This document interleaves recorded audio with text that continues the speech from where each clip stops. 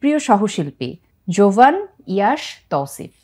না এটা কিভাবে ইউ ক্যান স্কিপ, 10 এ 10 পেতে হবে। obviously I will not skip, but আমার কাছে মনে হয় প্রত্যেকই আমার কলিগ, প্রত্যেকের থেকে ইন্ট্রোডাকশনটা শেষ হলে আমি অ্যানসারটা নিব। প্রত্যেকের থেকে আমি কিছু না কিছু শিখেছি। সো আসলে পছন্দ বলবো না, আমি যদি বলি যে সব থেকে আমি বেশি হচ্ছে ফ্রেন্ডলি কার সাথে বা মানে সেটা খুব বেশি মজা করি কার সাথে, সেটা হচ্ছে ইয়াশ ভাইয়া।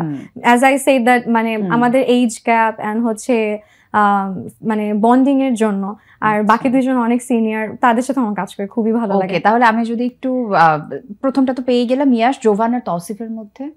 না আমি তো বলিনি ইয়াশ ভাইয়া বেস্ট, আমি এটা বলি না। তো বল যে কার সাথে একটু বন্ধুত্বপূর্ণ সম্পর্ক বা বন্ডিংটা ভালো, এরপরে কার সাথে বন্ডিং ভালো? তৌসিফ, জোভান দুইজনের সাথেই আসলে আমার আবার ইন্ট্রোডাকশনটা শেষ হলে আমি অ্যানসার না না না আমার দুইজনের সাথে খুব ভালো বন্ডিং। তারপরে কার সাথে একটু বন্ডিংটা ভালো? না না সবার সাথে। আচ্ছা ঠিক আছে, এটা ছেড়ে দিলাম, একটা অ্যানসার তো পেয়েছি। হ্যাঁ একটা তো পেয়েছি। হ্যাঁ এইভাবে এত জোর জবরদস্তি করা ঠিক না।